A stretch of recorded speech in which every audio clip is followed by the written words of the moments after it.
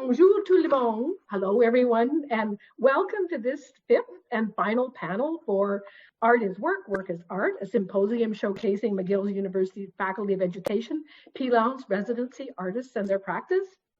My name is still Dr. Claudia Mitchell. I'm a professor in the Department of Integrated Studies, in education, in the faculty, and I'm really happy that you're all here. And just to say that this session is being recorded, and if you feel free to have your camera on or off, and a video of all the sessions will be posted eventually on YouTube and on the symposium website. It's posted in the chat, so we'll post it in the chat. Just to start with a land acknowledgement, Art is Work, Work is Art is hosted by McGill University, which is physically located at Jetjoki, otherwise known as Montreal, and is situated on the traditional and unceded territory of the Kanien'kehá:ka. This land has long served as a site of meeting and exchange amongst Indigenous peoples, including the Haudenosaunee and Anishinaabe nations. We acknowledge and thank the diverse Indigenous peoples whose presence marks this territory on which people of this world now gather. I would like to share an acknowledgement developed by the Feminist Media Studio at Concordia University for our pandemic forms of assembly. Quote, while Zoom, a company that has exploded in value during COVID-19 pandemic, is the technical custodian of the platform on which we gather, this makes us no less occupants of the multiple territories on which we are all physically located. Zoom's headquarters are located in Ohlone territory. The Ohlone have historically understood about sustainability, communal societies, giving gifts to those who pass by, and sharing space. Their horizontal organization might inspire different emergent models of peer-to-peer networking in the pandemic that we're enacting here in Zoom. We see Zoom as a platform which connects us and which alienates us from the aims of restitution, justice, and reparation, end of quote. And we will post this link we'll post this acknowledgement on the link. So just to say that Art is Work, Work is Art is brought to you by the Lantz Initiative for Excellence in Education and the Arts, which is coordinated by the McGill Faculty of Education, the Department of Integrated Studies and Education, the Institute for Human Development and Wellbeing, and the Participatory Cultures Lab. This initiative is made possible by the generous support of Pauline Smith. And after today's panel, I invite you to watch a short, spectacular video about Pauline's contributions and this initiative that is posted at the symposium website, which is pasted in the chat. The Artists in Residence program has been a cornerstone of the Lantz Initiative for Excellence in Education and the Arts. This two-day symposium has featured presentations by all 12 of the past residency artists and was organized by the current number 12 artist in residence, Dana McLeod. Shannon Roy is assisting with the conference, and we'd like to thank her for her work and keeping us on track during our panels and for her presentation right now. So this is a very special moment. This is what we call Talkback. We thank you for coming to join the Talkback panel and final panel. We're so glad you can join us. During this panel, please feel free to use the chat to share thoughts, comments, relevant links. There will also be a Q&A time, discussion time that we hope you will engage in after the respondents' summaries. We have 4 respondents. You can raise your digital hand to ask a question or make a comment or post in the chat if you prefer, and I will read them out. We ask that you keep your mic on mute when other people are speaking. So here we are, Talkback. We're thrilled to have 4 people from a range of vested interests in the arts, okay? All with a connection to McGill and all with a connection to the Faculty of Education in one way or another, but all with, I think, very different ideas or thoughts or approaches that they might want to think about. So we have Cassandra, and I'm going to say a little bit more about each person as I come to them, but we're going to organize it with hearing from each of these 4 speakers. So Cassandra Jones, Shannon Roy, Dr. Hani Sadati, and Dr. Ann Smith. We've asked them each to give a brief 5-minute summary to remind us of what happened in the panel that they observed. And they each took a different panel. I'll explain that. And to share any insights that they have about the common threads, themes, anything that stood out. This is an opportunity for all of us to talk further about the 12 residency artists and their work, and the role residencies can have within educational institutions. After our last speaker speaks, our last respondent, we're going to open it up for questions. So that's kind of the general format. So I'm going to jump right in with introducing you to respondent number 1, Cassandra Jones. Cassie is just completing her first year of the PhD program in the Department of Integrated Studies and Education. She has a passion and a long experience with arts-based methods, and her doctoral work is taking her into how she might use this work in end-of-life care. I know that Cassie has had such a long connection to the Faculty of Education that she will remember the Art Hive and some of the early artists in residence, but she is also coming back into this in a new form. So over to you, Cassie. We'd love to hear what you have to say. And just to remind everyone, this is meant to be really informal, talk back. People are experiencing the pieces exactly as you are in terms of time. And Cassie is going to talk about the very first panel with Dana McLeod. Oh God, here I am. I've forgotten already who was on the first panel. Aaron Richmond and Jimmy Baptiste. Over to you, Cassie. Thank you, Claudia, for the introduction. And it was such a pleasure to attend the first session, although it was very early. I do think I came away with some really interesting perspectives that I would love to share today.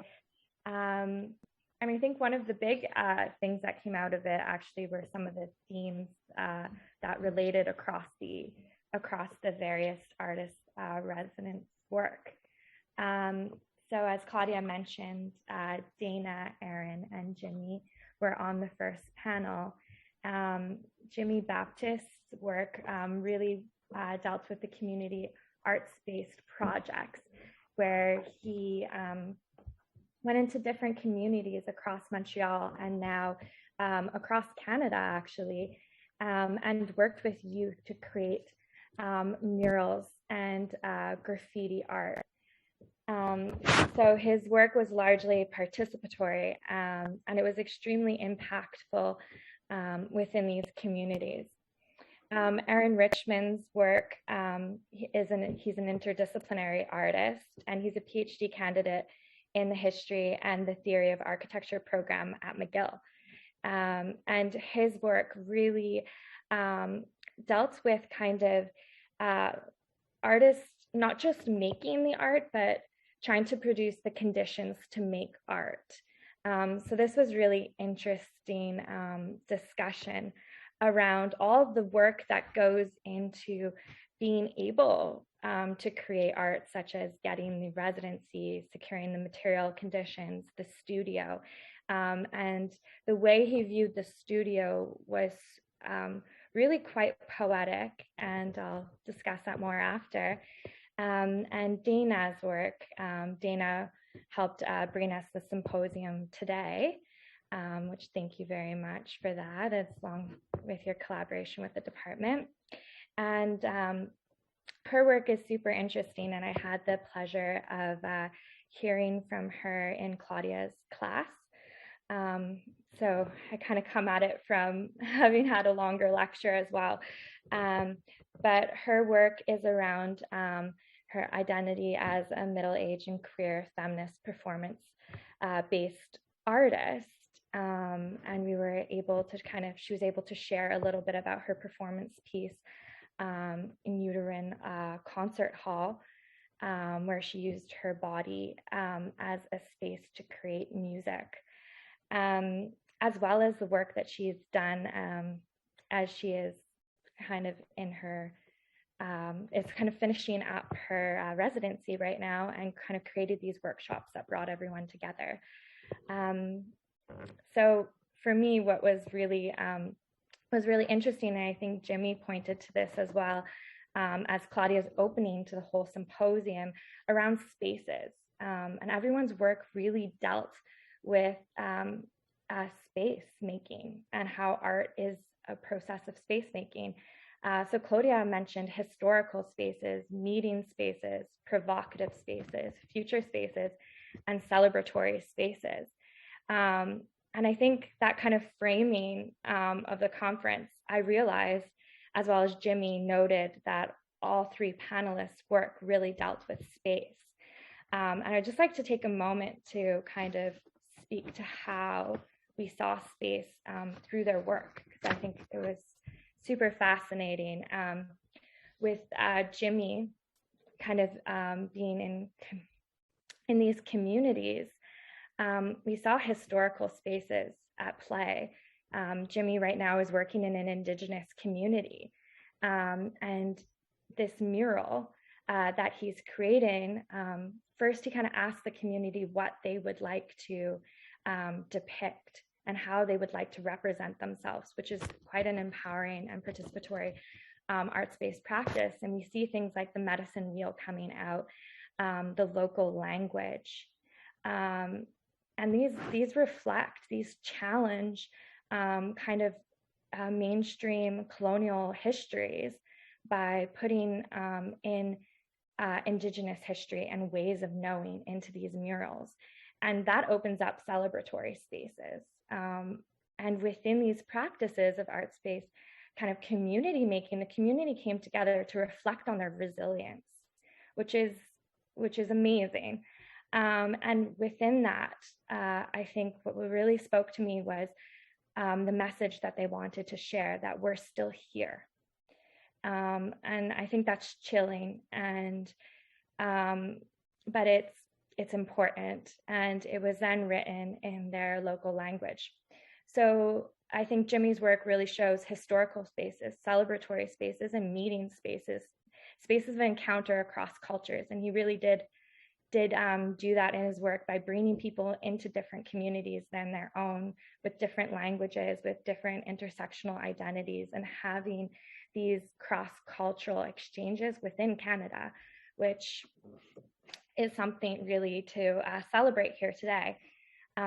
Dana's work is it speaks to provocative spaces, which I loved, in that her performance art-based piece, Uterine Concert Hall, kind of challenges and nuances the ways we think of women's body, as she inserted a device marketed to women as a music player that inserts into your uterus for your baby to listen to it.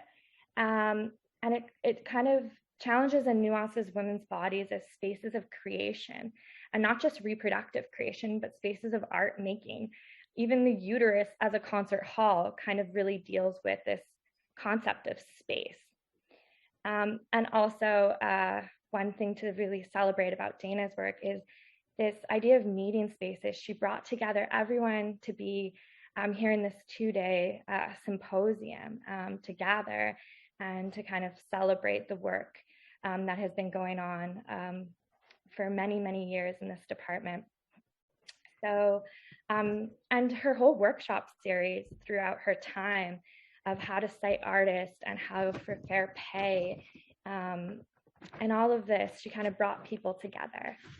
And lastly on the panel, Erin's work is super interesting and really does deal with spaces, historical spaces from his background in history and architecture, as well as kind of meeting spaces. He really, you really saw through his presentation that he really utilized the art hive and at McGill and kind of brought together artists. So we see, as Jimmy kind of worked with youth who are just discovering maybe their creative potential and really building that confidence in them, Erin kind of brought together people across McGill who might not see themselves as artists, as well as artists, to kind of interact in that space and to create more spaces in a university setting that doesn't always make art, maybe studies art, as we discussed.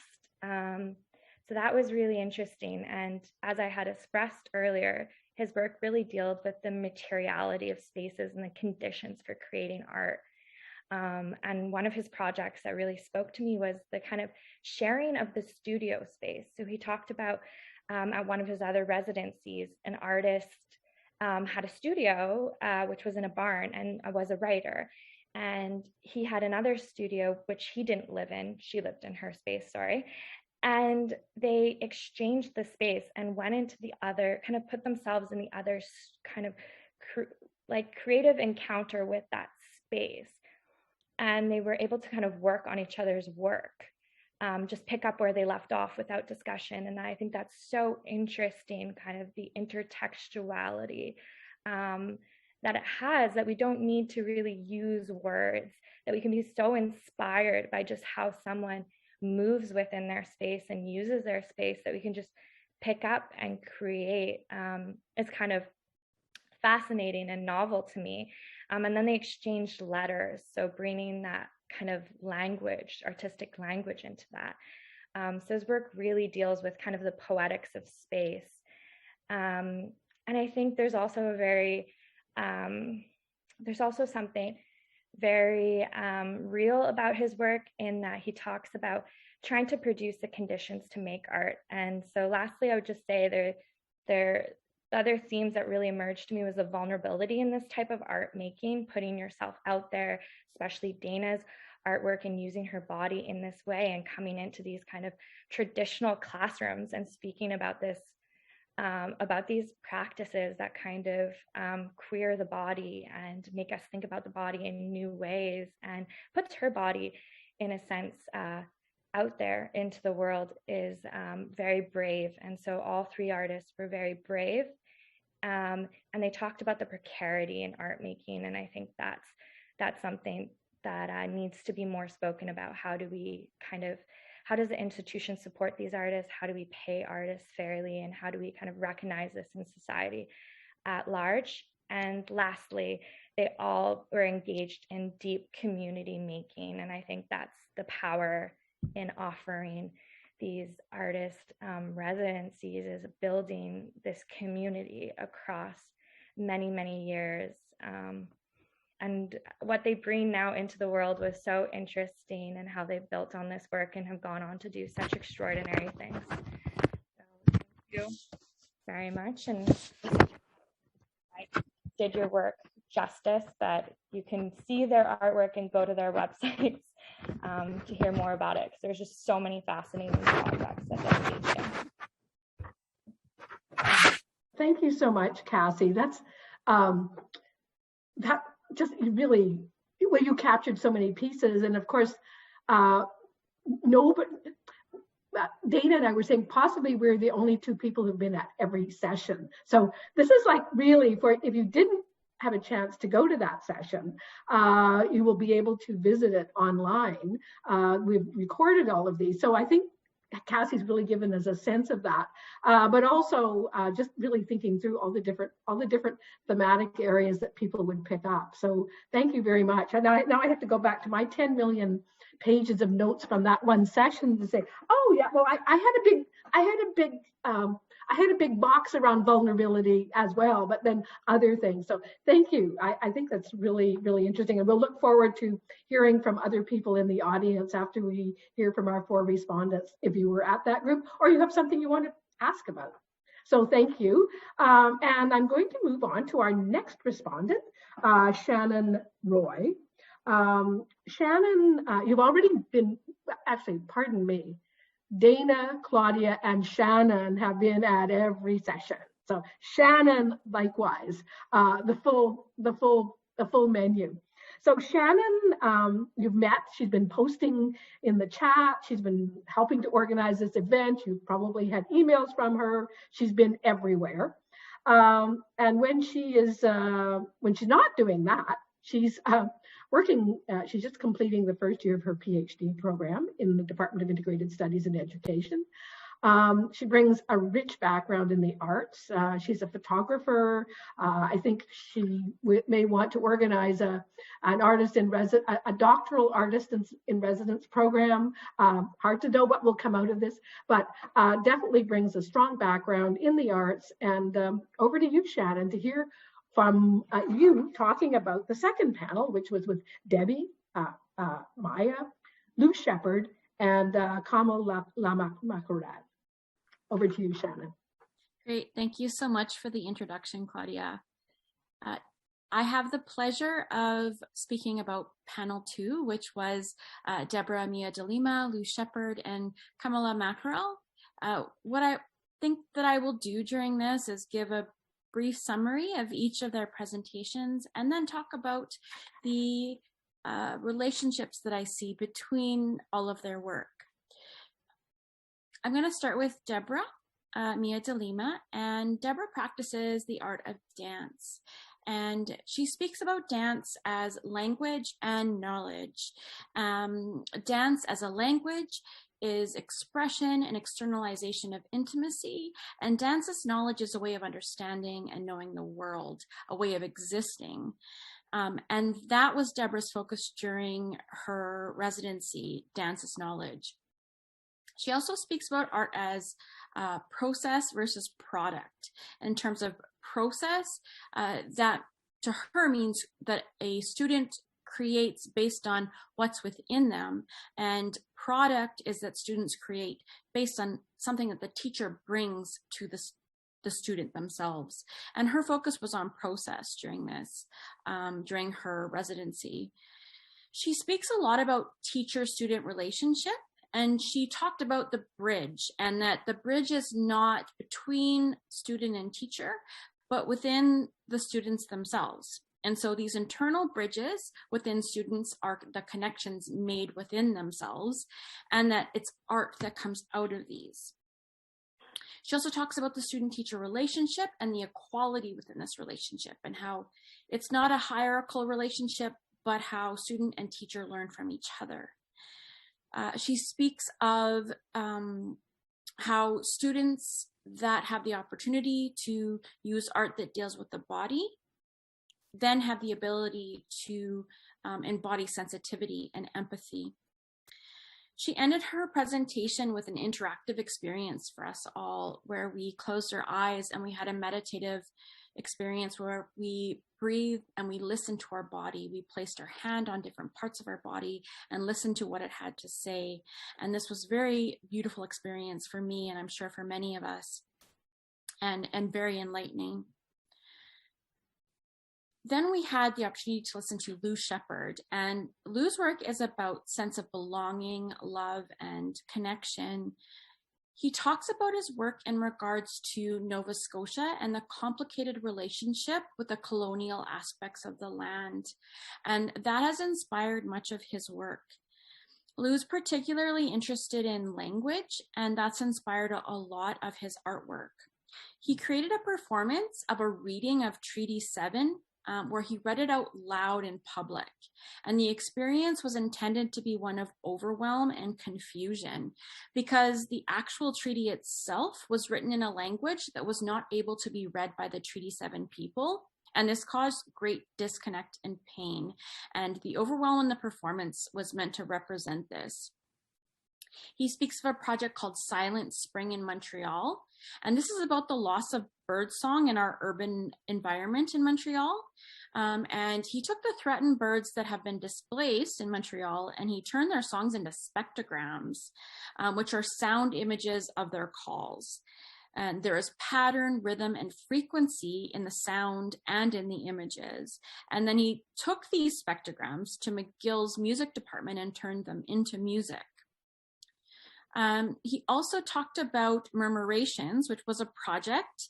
It was a community engagement project during the COVID-19 pandemic. And Lou began thinking about bird flocking during this and the way that birds navigate and stay in formation while navigating space. And he drew the parallel between this and social distancing. And this and through this, he created a visual dance score for 7 dancers. And if you follow the path, if 7 dancers were to follow the path in unison, then none of the dancers would ever come too close to each other. So he painted this in a parking lot for the public to follow and experience together. And there is great cohesion and shared experience in keeping distance, which is very ironic and interesting, especially considering the pandemic. And then lastly, I'll speak of Kamala Mackerel. And Kamala started their presentation with a beautiful poem and song called My Body is the Ocean. In their residency, their goal was to bring voice and spoken word and explore how it occupies space, particularly at McGill University. This eventually resulted in a vernissage and performance ritual called Your Body is an Ocean, which utilized salt to communicate and explore the connection between salt, the body, the ocean, and then eventually how this connects to their ancestors. This then manifested into a performance that has never been performed yet, but will be in May. And it is a 90-minute performance of dance, movement, rituals, and poetry. And it just explores how poetry moves across space. In relation to this, Kama created a book of poems. And this book of poems began to look at what if the body of text can perform on the page in the same way that performers perform on the stage. And what does this look like? So Kama showed images of the pages of their book, and the words themselves create these beautiful images on the page in the way that they're constructed. Kama also discusses a project called Breaking the Promise of Tropical Emptiness, and it's a critique of postcards as a colonial artifact. As postcards are generally seen without people in them, the island is then thought of as empty. And Kama went to their home island to recreate these postcards and found postcard scenes and put themselves as a transgender body into these scenes to disrupt the notion of the island as empty, and the production of the way that the postcards and the travel literature contribute to colonialism. Lastly, they speak about Archipelago of Islands, and this is an installation of visuals, poetry, and a video projected on a bed of salt. And this is working into the question, how can we step into poetry? And Kama ends by showing a piece of the video that was projected on the salt, which was a very beautiful and moving piece. When I looked at all of these three artists together, what I saw initially was just the idea of relationship. And obviously I saw sound and movement being a key component of all of them, but relationship seemed very important. I saw Deborah's work as the relationship with body, movement, and teacher-student. I saw Lou's work with relationship with community, his environment, and with distance. I saw Kama's relationship with self, time, and space. And while I feel like I can't really do their work justice in just a few minutes, this connection got me thinking a lot about art and the fact that, is it possible that all art is about relationships and self and your relationship, the artist's relationship with something else, with self, with people, with things? And that also got me thinking about art as a great equalizer, art as passion and connection. And ultimately, what really excites me is the fact that I saw in this that art is research. It ultimately, the process of art is research. I saw this in all of the presentations that I viewed throughout the past 2 days.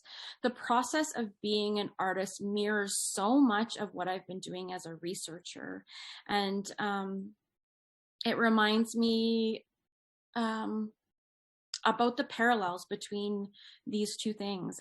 Artists are researchers ultimately, and to me that's really interesting, and I hope to explore that further.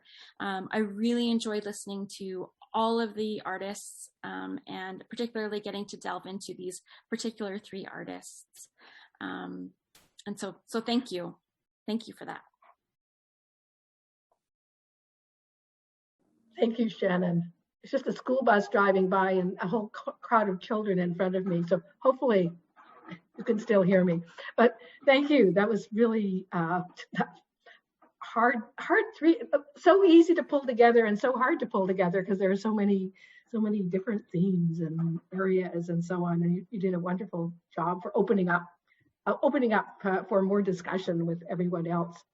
So I'm going to move on to our third respondent, Dr. Hani Sadati.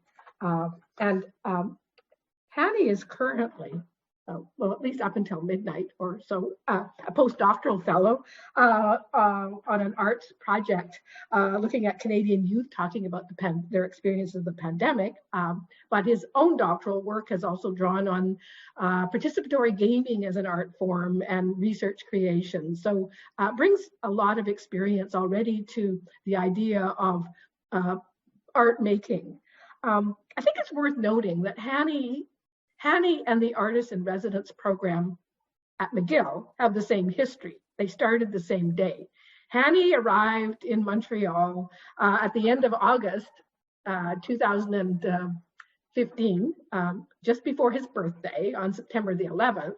And that is really the same time as the Artists in Residence program was really officially launched. So Hani does not know what it would be like to have do a PhD without an Artist in Residence program at the same time. So I'm putting that out because I think it's a very particular perspective that he brings. And I think those of you who were in the session number 4 probably saw him in at least 3 or 4 photographs, although I have noted that his hair was much longer during some of the early residency programs than it is now. But that may still allow you to say something. So over to you, Hani. Hi, everyone. Thank you, Claudia, for this nice introduction. And now that you raised the expectations, so it's difficult for me, but thank you very much. Yeah, so I was in the third panel, and in our panel, which was we heard from 3 artists that each looked at the universe from sometimes similar and sometimes a little different perspectives. First, we heard from Amélie, who is a multidisciplinary artist, and she focuses on the natural environment, natural environment, electronics art, and sound and lighting. Her works can be categorized to 2 categories of performance art and installation art, the works that we saw. So in her presentation, she introduced some of examples of her works. She's interested in participatory approach and systems in the nature, and specifically how to transform them to more collaborative environments. She has made a bridge between nature and natural components with art world. So from there, we moved to our works of Nadia, who makes images to describe the world and has an interesting approach to the art work. Nadia keeps surprising themselves. Nadia, so usually they don't have a pre-prepared narrative or story for their artwork. Most of their artwork that we saw were Nadia's drawings and collage, and Nadia's work are symbolic and usually they are refusal and resistant against single static identity. Nadia does self-portrait a lot in their work, and uses themselves as a resource, like photographing themselves.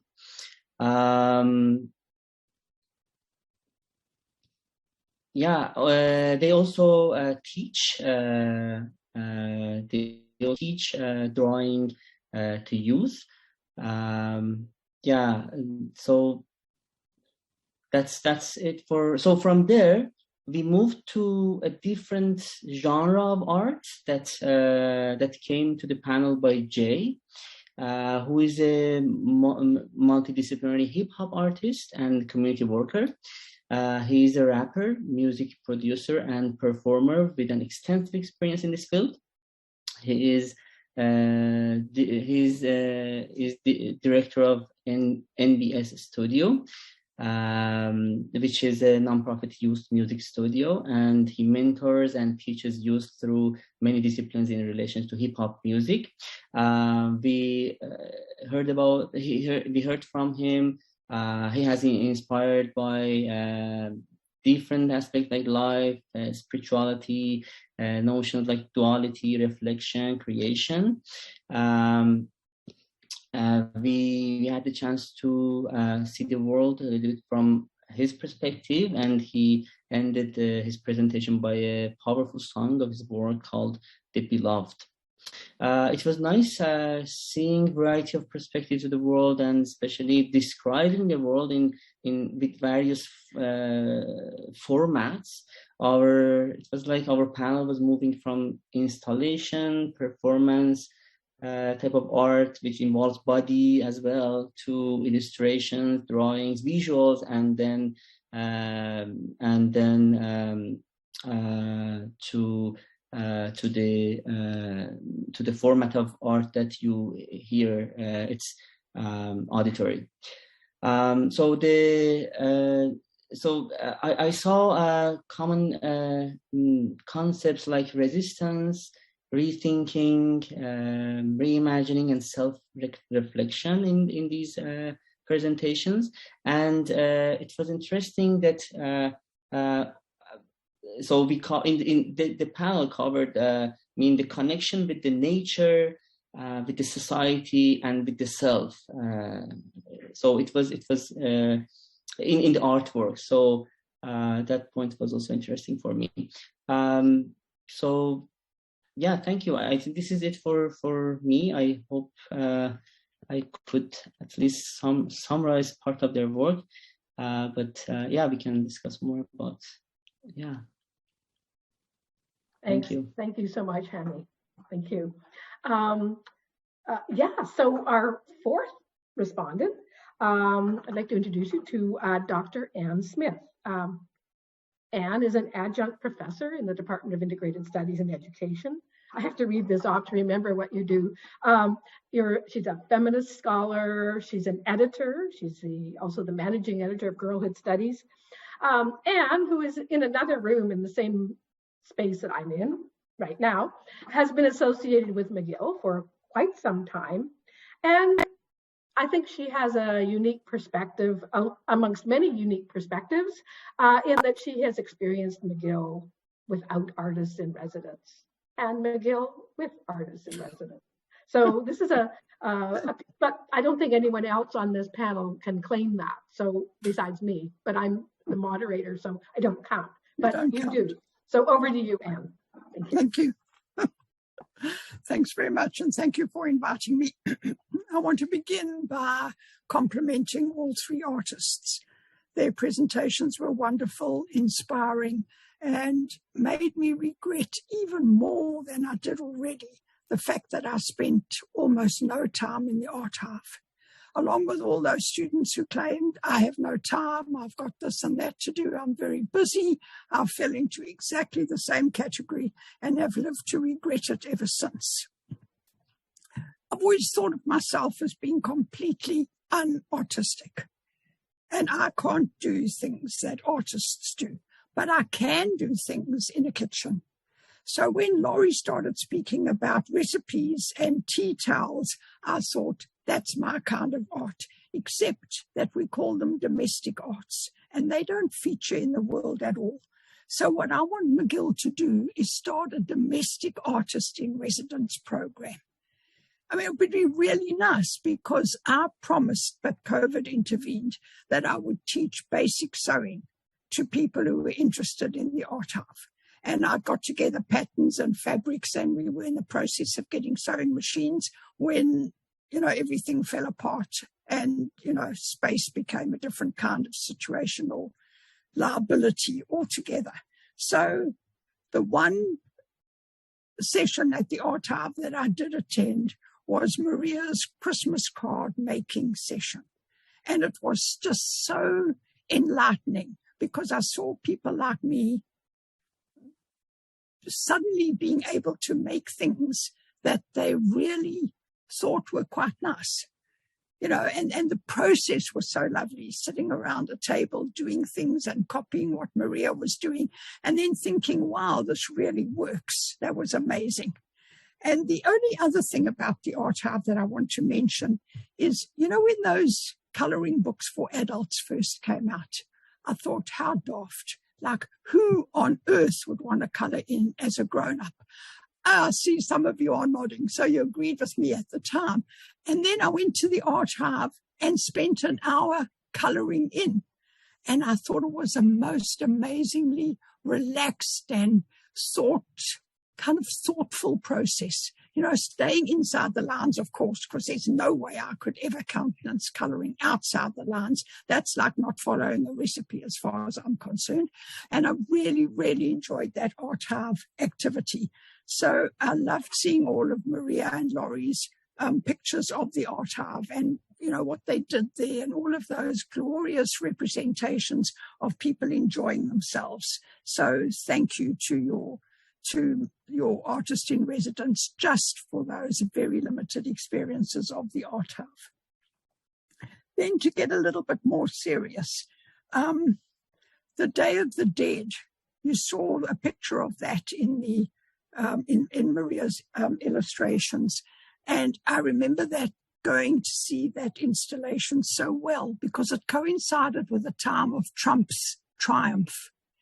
And everybody at that installation, most people were in tears because of the implications for being in visa applications and being thrown out of, sorry, I'm not being very coherent here. All of the limitations that we knew would be placed on immigration and on people getting visas. And so many of the people at that installation really relied on being able to get people out of other countries and into the States and so on. So, the connection between art and life with the Day of the Dead was very moving at the time. I want to go back to Conan's point, which I thought was amazing, that idea of two ecologies meeting in the middle. And I think that the connection between art and life becomes so clear when you think of ecologies coming together in a single space. And when I first started traveling to Canada in the 1990s, Canada was very proud of its being a mosaic state rather than a melting pot, which was the American analogy at the time. And I see the three presentations that I had the privilege of hearing today in terms of a mosaic. And if you could give that mosaic a heading, it would be what leads to art. And I loved Laurie's presentation of things like recipes, as I said, and tea towels and pipeline protests and cultural knowledge and indigeneity being recognized and so on. And then Maria's point, what leads to art? A crowded life, lots of different opportunities, making use of those opportunities and so on to create and to help other people create. And then, of course, there was Victoria's statement that it's unsureness that leads to art and the ability to fumble and the ability to not be terribly sure and to recognize what influences space and place has on one's inner being as part of the creation of art.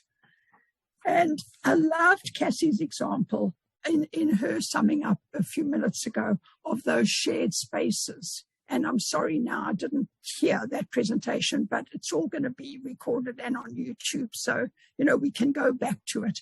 But you so caught, Cassie, what I felt about the three presentations that I heard.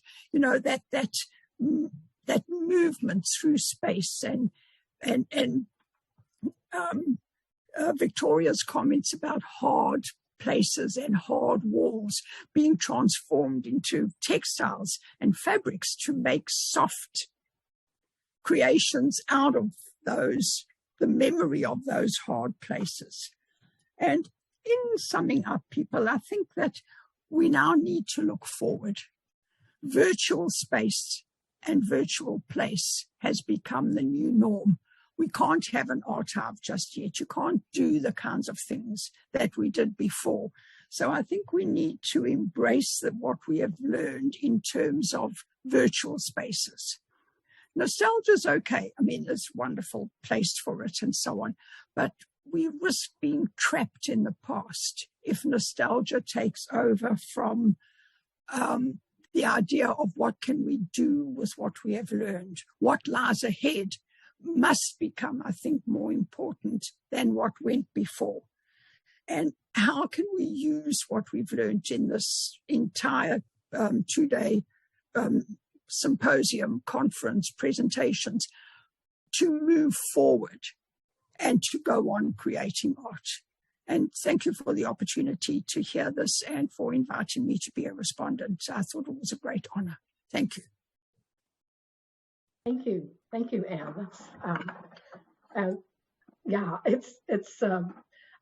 love the idea of the future because we've been these 2 days have kind of taken us through. These 2 days have taken us through 7 years of art making, and it's been celebratory. The wonderful reunion of bringing people together has been very provocative. I was struck by the history of the education building as being such a part of that. We've seen so many images in people's slides and different shots of McGill. When I looked at Victoria's picture looking across the street onto the water reservoir area, I'm thinking, oh, is that what that looks like? When did you take that picture? But it's like a very, very interesting in terms of this historical piece and the kind of engagement that people have been doing as to what they're doing now. But it's absolutely, as you've suggested, Anne, and as I think has come up over and over again, well, what do we do with this? What do we do with a project that came into being with such a visionary person like Pauline Smith to sort of think through, oh, well, what are people doing? Where are they going? How are we doing this? What do we want to do next? What are we thinking about in terms of the arts in an educational institution? And I think that something that Dana, as our lovely number 12, brought together as her, the idea of a meta project, I just love, but bringing together this idea of what would a group of artists over 7 years be doing in a faculty of education as not an unlikely place, but definitely a novel place. We know of some various projects in the arts across the country in faculties of education, but nothing quite like this. We know now that there's an artist in residence. They have a residency program in dentistry, in the Faculty of Arts, in the Redpath Museum. We even had overlaps with Lou Shepard participating in the Redpath Museum and really, I think, leading the way in terms of they now have an artist in residence program. So there's a lot of the future parts of this, but kind of thinking through where do we go with this? I'm going to open it up in a minute, but I have to say I do a lot of work in the Faculty of Medicine with a group there, and they're starting up something called disruptive labs. I'm thinking, oh, that's it. This is kind of what our project for the last 7 years has been around disruptions, getting away from what are we doing with music making in the middle of the atrium when people are really just trying to get sandwiches at at the cafeteria? What are we doing when, you know, suddenly there is this pop-up art place on the second floor? And as Nadia reminded us, you know, there was like, oh, can you have that there? Is it going to fall on somebody's head? Is this safe? Can we do art here? So, or people out walking, or Aaron, you know, kind of creating a whole space, a whole building on a temporary wall, which is like, why are we painting a temporary wall with a door or a window on it? And like these kinds of disruptions that people have been doing. And how do we continue to disrupt an institution? Maybe through art.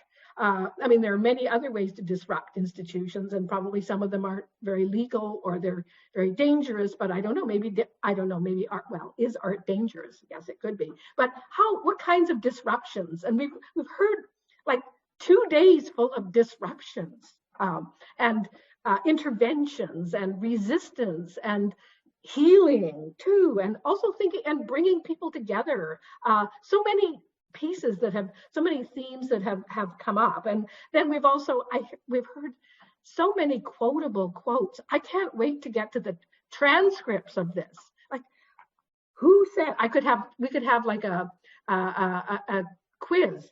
Who said, before I had talent, I had purpose? Which one of the 12 artists said that? For an Amazon card right now. Who knows who said it? Does anyone know? I'll repeat it. The question is, which of the 12 artists said, before I had talent, I had purpose? It's a $50 Amazon card. No, it's $100. The $100 Amazon card. Hani? Was he Jay? Was it Jay? Do you want to declare that, or do you want to just put it as a question? I think you have to declare it to get it. I know Jay talked about purpose, so, but I would say Jay. Okay. The man with the shorter hair wins. Yes, Jay said, before I had talent, I had purpose. But then, who said, we are all signals? I think Shannon said it first in the chat, though. So maybe you two have the gift. Oh, did you say it in the chat? Oh, okay. I'm sorry. I didn't look at the chat. Okay, we have a tie, but we have more. And I'm not trying to get out of paying you. I will. Okay.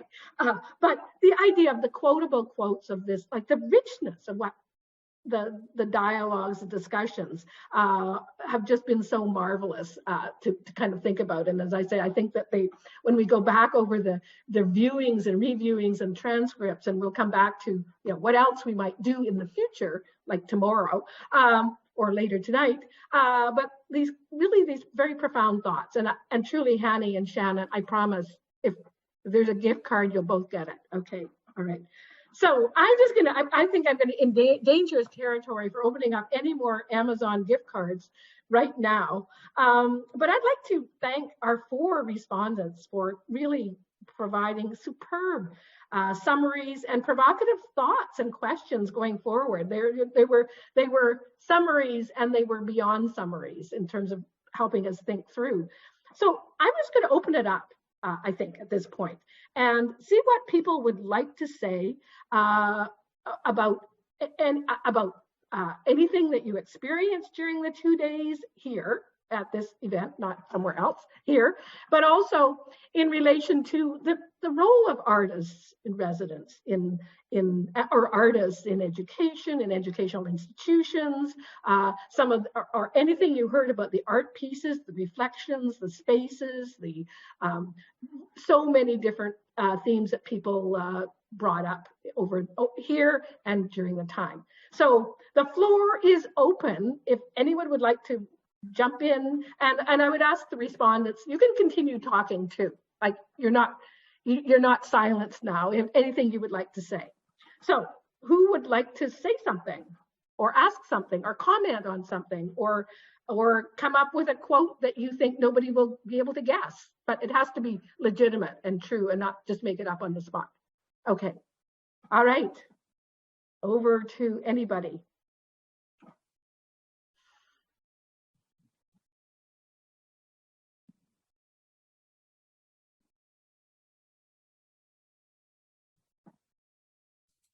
That's what's known as a deafening silence. Oh no, that's a provocative, thoughtful, that people are thinking. Oh, okay. They're deafening us with their thinking. Okay.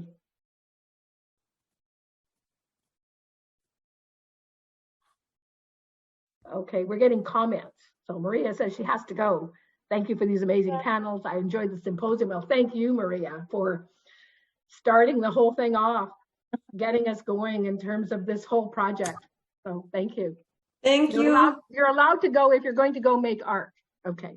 All right. Have a great weekend. Thank you so much. Bye. Okay. Bye, Maria. Yeah. Okay. Erin, would you like to say something? Oh, you're muted. We can't hear you, Erin. Can you hear me now? Great. So I just wanted to share, I was only able to catch 5 of the artist talks yesterday and today, but it really brought me back to a lot of great memories in the Art Hive. And so I was chatting with my partner about it, and he's back in the office now. I'm still working from home. And just these chats really made me think about the power of art in terms of how it built community. As someone who started in the Faculty of Education in 2018, I think, or maybe 2017, I only was able to meet new people that weren't in my classes through Art Hive or Artist in Residence events. And I felt like that kind of feeling of being part of the building, like being part of the faculty, came from this program. And I guess my question, or how this might become a question, is that I was really moved by Anne's closing remarks about the value of nostalgia, but also the importance of prioritizing the future. And I wonder how, like, I'm almost, and I know I'm at a later stage in the PhD now where it's different in terms of how I picture myself as connected to the university, but without the same in-person potential, I wonder how we can still have that feeling of being part of a community as opposed to part of an institution. And so I guess part of that, one of the answers is thank you, Dana, for bringing us all together for this 2-day workshop. But I guess I'm studying digital tech and how there's both power and problems with the digital opportunities we have. So I don't know if other people have thoughts on that, but I just I appreciate us coming together like this.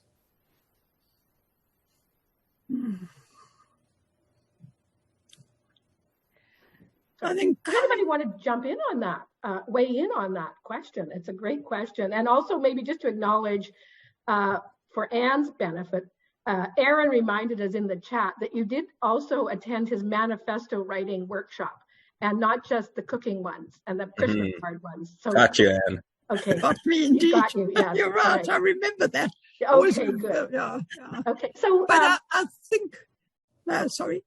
I think in answer to Erin's question, I think that virtual spaces present a completely different challenge to any kind of endeavor, artistic or otherwise, than do physical spaces.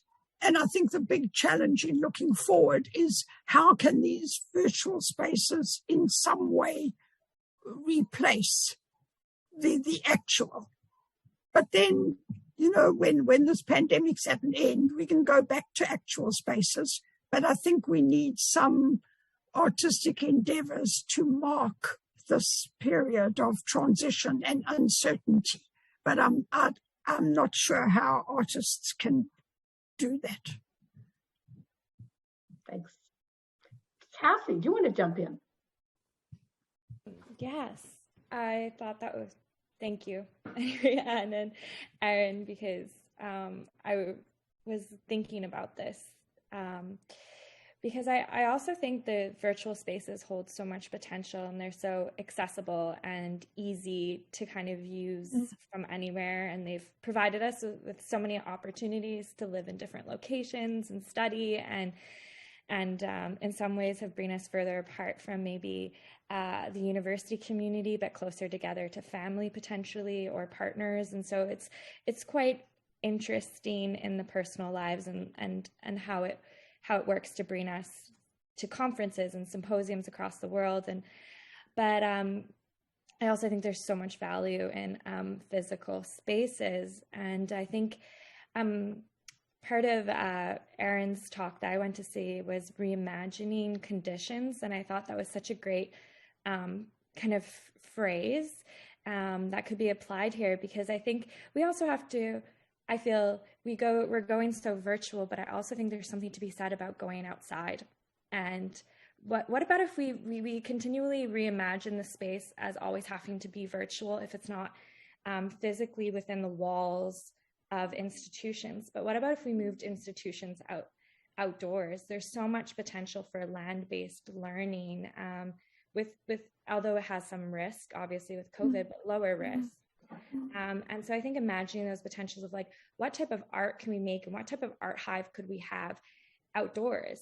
And that would bring the institution more into the community and more in line with maybe an environmentalist perspective or other forms and ways of knowing, and maybe less institutional or colonial ways of knowing. So I think that would be really interesting to kind of explore here, and we have the perfect opportunity to do so. And I think Lou's work kind of showed that with the bird song and the 2 meters apart, how his art kind of created a space for community gathering even under COVID conditions. So that's kind of what I would like to see. I'm tired of sitting at my laptop all day every day and never getting any exercise anymore. Like, I want to learn outside. I want exercise. I want movement. I want space. I want some innovative, creative approaches to learning and art. Great. Thank you, Cassie. Dana, do you want to jump in? Yes, you do. Yeah, I do. Lou's practice is just so amazing. His work with sound and with networking and kind of not predicting, let's not put that on Lou, the pandemic, but certainly working with this distancing before, right? But one of the things just with this conversation, I want us to remember and think of disability activists and disability scholars who are talking about not losing these virtual spaces, not losing this way of connection of how this works in relationship to accessibility. And sadly, as we get out of the pandemic, hopefully it ends one day, that institutions and event planners are abandoning virtual spaces or a virtual connection. And so just to keep that as part of that conversation. And Erin, I really love this question, right? Especially like if you're going to finish that PhD, it's going to be great, but also how isolating that can be, and how do you stay connected to community, to friends, to study buddies within that environment, but how can some of these programs foster that as well? I know for myself that was certainly a struggle to have those connections. And finally, I want to come back to something that Shannon said about the potentiality of relationships. That Shannon, what you were talking about noting that that Kama, Lou, and Debbie's talk for you was talking to relationships to people, places, things, and networks. And I think that that's something to think about here too, is that there are a lot of artists working in community-based work, which we've seen over the last couple of days and continue, and maybe that can extend into these digital spaces beyond the conference setting. I know I don't want to speak for you, but I'm certainly getting zoomed out on year 2 here. But also, it's also allowed me to travel all over the world in my pajamas and access people I never would have had access to. So trying to think positively about the potentiality of these spaces that aren't just making Zoom $1 billion or whatever it's at now. Yeah. Go ahead, Dan. I think it's part of that refusal of nostalgia as the only lens through which to view anything, that we can't start being nostalgic about virtual spaces and what we can't do in them. That makes sense. As Dana says, you can do so much more in your pajamas than you could ever do fully clothed in real life. And, perhaps that's what we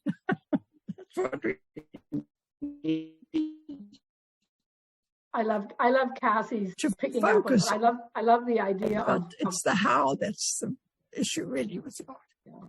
the hybridity. I think is will become will replace unprecedented as our new word that we'll use all the time. It's all hybridity. But just thinking, I was at one of those huge AERA virtual conferences the other day, and we were some of the participants I work with in a project are from Rankin Inlet, some young girls, and part of this More Than Words project. And they would never in a million years be going to San Diego. None of us went to San Diego. They zoomed in from Rankin Inlet, and they were so excited about presenting at this conference. But the session was about public art. And as soon as the session ended, they were so inspired by everybody else's public art, as well as their own, that they have already planned a trip to Winnipeg, to the largest Inuit art collection in the world. And that's going to happen. But it's something like that. Well, if you hadn't, not that they could never have known about that without being part of this conference, but it became an absolute next step. And it was the hybridity of being in Rankin Inlet and being in San Diego, but for real traveling to Winnipeg. So kind of like that, those ideas. And I'm thinking, oh, that's all I would ever want. I mean, in the world is for that to happen. So like if those kinds of things can happen in ways that never could before, like that's great. So yeah. Any other thoughts? I mean, and maybe just on that, I know Maria is no longer here on the screen, but had we had Zoom during the early Art Hive days, there would have been some other things that would have happened. Like you have no idea how hard it is to get people to come to things in the education building. Exactly as we heard, they're busy, and Lori gave us a whole idea of strategy to block people, not let them go by, not let them get past the cafeteria. Amelia, she's had that mobile thing, that mobile cart. I'll come to you, don't you worry. So it is not easy to reach people in a faculty that doesn't normally think of itself as kind of like this art place.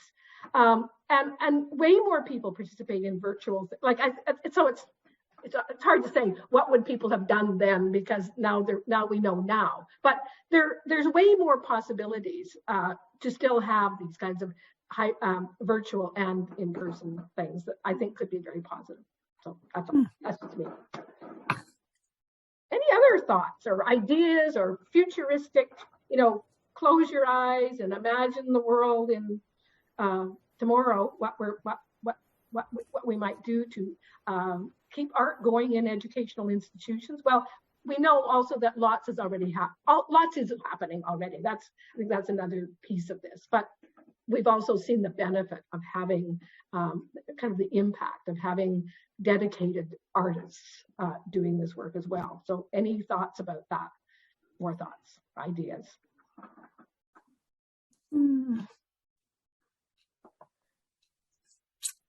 I'm all out of thoughts.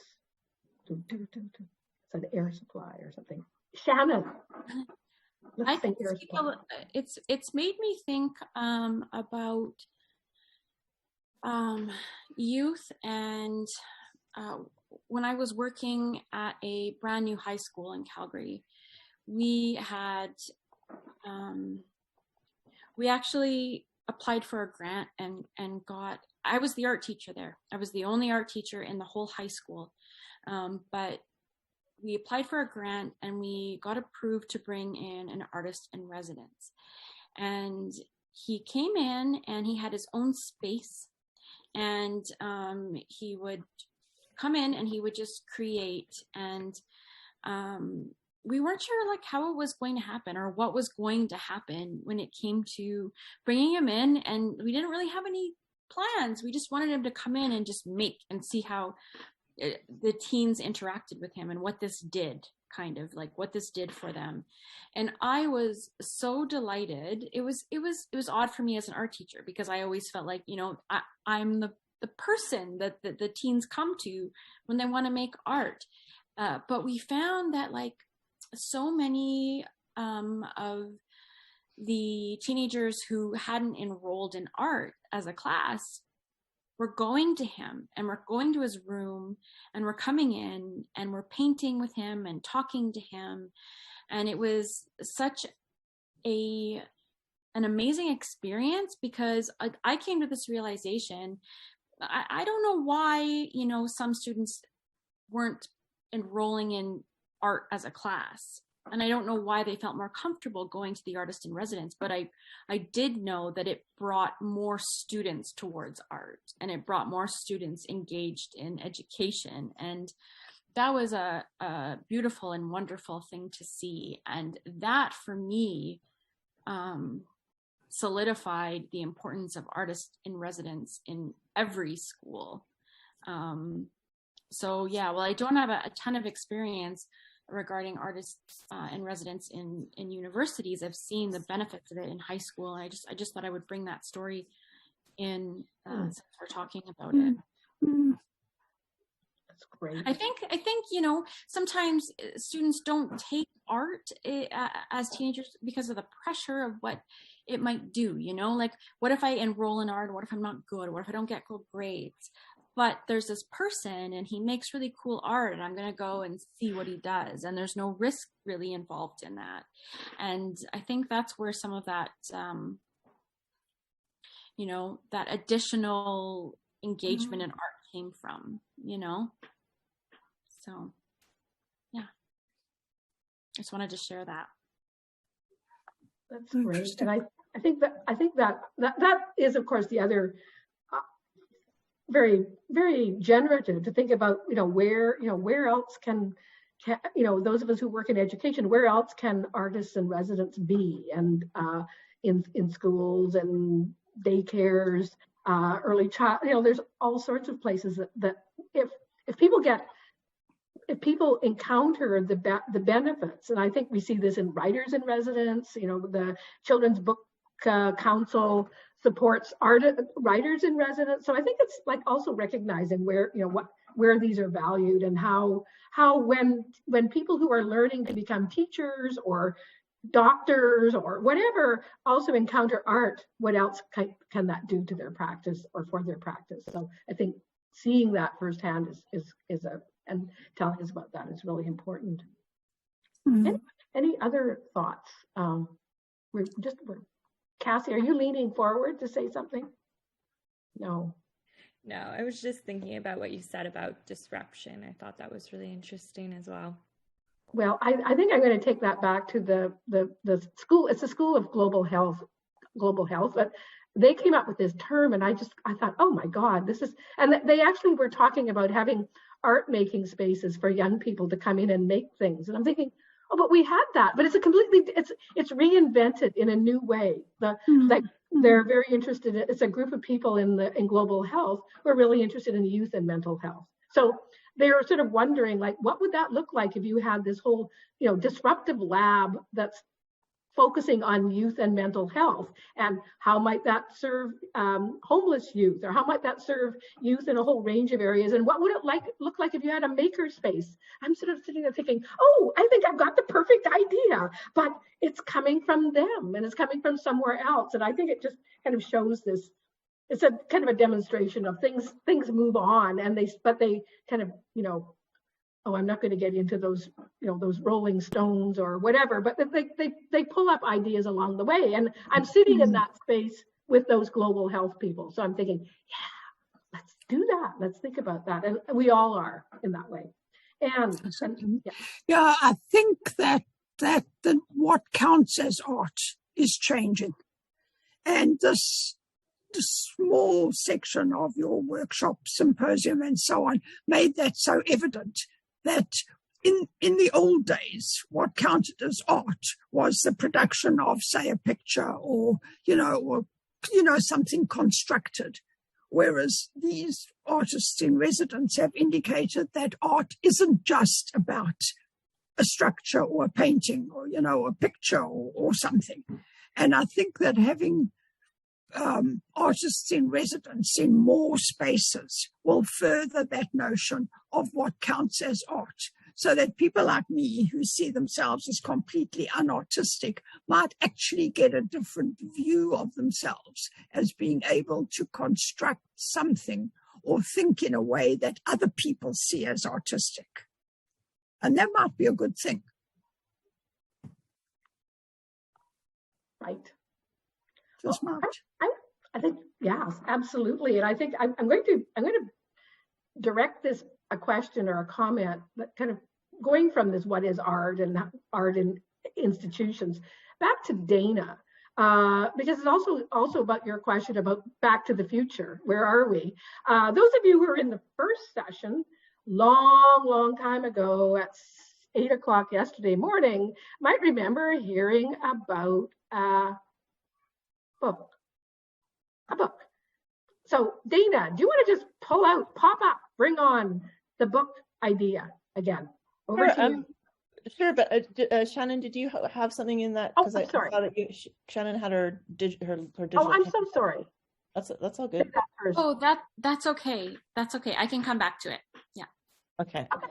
Well, I have two things. So I'm going to talk about the book, but I'm having, symposium presentation regrets about. We were having this discussion in mine, and of course I've been not getting any sleep because I'm worried about a thing I said in the talkback on the first panel about can everybody be an artist, and I, I'd said, well, I have an unpopular position of like no. And I have regrets about that because in my mind, I guess I was thinking of the critiques, and the critics. I'm from Alberta.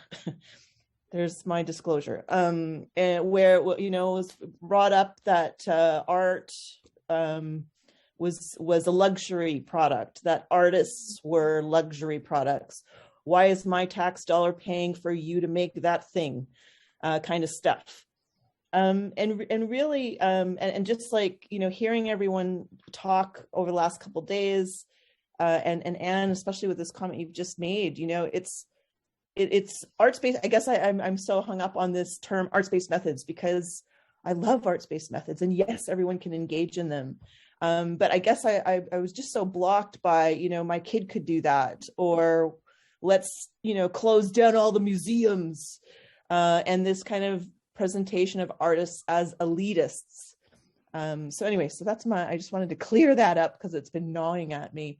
And in terms of the book project, what Claudia and I are cooking up is, as you can see, all of these artists are just so amazing, and this is such a unique program. And so what we'd like to do, what we're going to do is we're going to make a book.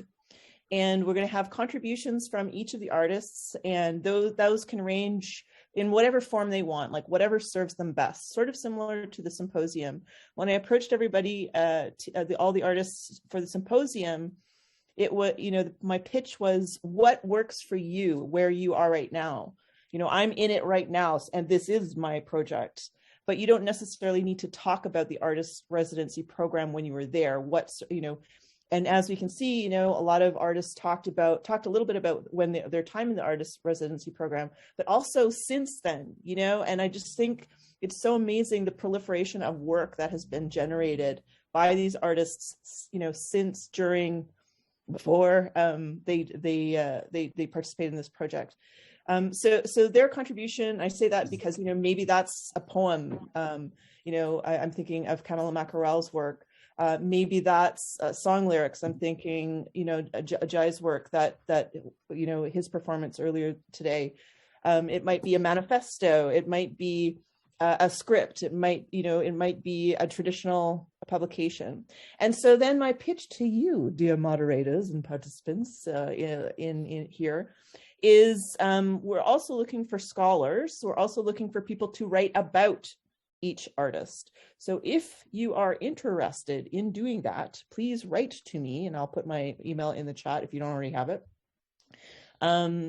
we're looking for someone to write. Probably, I think we still have to massage the word count after we talked with a publisher, but we're thinking about 3,500 words, maybe 5,000 at the most, to talk about one of those artists with that same kind of lens. It could be about the work that they actually produced in the artist residency, or it could be about something that they've done since.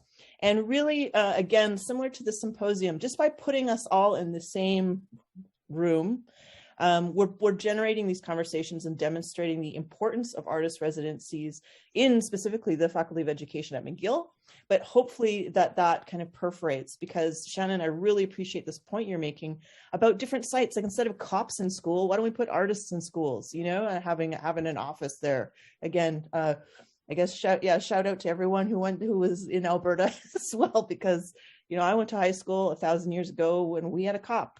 Why? How is this helpful? Anyway, that's a rant. That's the book project. So again, if you're interested, the pitch is, do you want to write about one of the artists? Which one? And that's kind of a starting point for us. And again, these talks will all be archived. Shannon and I need to sort that out in case you want to reference them again. So that's what's happening. Oh, great, Shannon. Debbie, did you have a question, a comment? Yes. Can you hear me? Okay. I'll be like this. Sorry, I'm in a doctor's appointment, so that's why I'm all masked. But I just wanted to thank Anne's comment, because I think it was right, precise, and at the point that the question, I think the biggest question is, what is an artist? We are so deep into the old-fashioned schema, I would say, of being an artist is a privileged part of the society that do nice things or do beautiful things, and that people see. And I would never reach this. And one day I was talking with someone at the Thompson House, and we're talking about classes and working with the body related to dance. And then this person said to me, but I thought you knew how to do it. And it's an effort. You have to work hard. You have to practice. You have to improve. And everybody can do it. It's not the privileged ones that will do it. And I guess that in education, that's why I thought it was so nice. There's a symposium, the Dana, Claudia, and everybody. Was so nice to do, because I think it's the biggest job in education, to everybody that's related to education, all the teachers and the professors and artists that goes, is to improve, is to make people know that they can do. That's what education is about. Show people that they can do. And they can do art. They can make art. They can create steps. They can create songs. They can. And so when Anne was speaking, reached me deeply, because that's my goal as an artist into education. And I think it's not only a goal. I think this is a devoir. This is a must. This is a have to. And I just didn't want the symposium to finish without saying this. Thank you. Thank you, Debbie. I'm going to move into finale here, but Shannon, there was something you wanted to say that I missed saying. Oh, I don't know if my comment is so relevant anymore, but I'll just quickly say, once again, going back to my experience of artists in residence in high school experience, Anne's comment made me think about the ways in which artists can bring other disciplines into art or art into other disciplines. It really made me think about a science class in which we had an artist in residence come in and make our classroom a giant camera obscura. And the artist did this. We covered all the windows, we had all the students, and we showed them how we could create an image on the back wall. And then we talked about the science of it. It just how beautiful that experience can be when we bring artists in residence into interdisciplinary work. So, yes. Lovely. Thank you, Shannon. I don't want this to ever end. Like, we should just go on and on. The next symposium starts tomorrow, right? Oh, no, like not. Thank you, respondents. Thank you, Cassie and Hani and Shannon and Anne, for your very provocative questions. And thank you for all the people who've come out as being from Alberta in the chat list. Everybody now has a connection to Alberta bound here. And thank you everybody for staying right to the very end and bringing so many brilliant ideas into this. And most of all, like to Dana, your brilliant number 12 Artist in Residence project is, now you can't look back on it yet, like not until 3/31. Then you can start looking back. Right now, you're still in it. Thank you so much for doing this, for proposing this, for just doing it. And Shannon, thank you so much for being part of this. It's like absolutely the two of you. A round of applause for you. Let's get those love. Where are those love things? Let's get the love out here. Okay, thank you so much. And I hope everyone has a lovely, lovely, lovely weekend. Oh, there's hearts and all sorts of things up there. So I think this is it. This is like it's at 3:29. I actually at one point was an hour early. I thought it was only 2 o'clock when it was 3 o'clock, but so we could go on for another hour, but we won't. But thank you. We will obviously continue. We will continue this discussion over Zoom, over coffee, over wine, and the next iteration. So thank you, everyone. Yay!